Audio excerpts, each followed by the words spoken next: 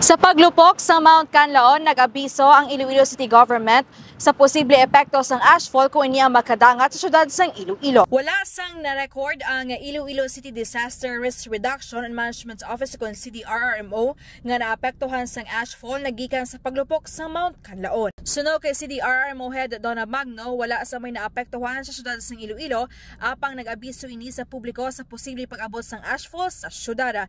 Dugang pa ni Magno nga posible nga makalabot ang asupre sa Iloilo City depende sa huyop sang hangin. We called Figos earlier, no? Hindi sila man ang nag-monitor. So, wala pa man record. But what they're saying is that depende sa wind direction. When we check with Pag-asa, sila nila, di ba, ang prevailing na wind conditions buong southwest.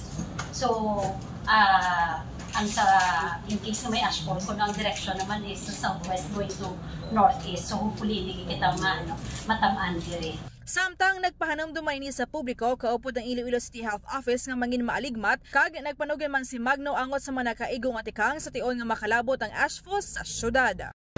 Sa karon, plano nga maghiwat sang air test ng City Disaster Risk Reduction and Management Office sa posible ashfall diri sa syudad sang Iloilo. Kagini si K5 Jenny Kauinan para sa Kampiyon nga balita serbisyo publiko kag kalingawan sa Iloilo. K5 News FM.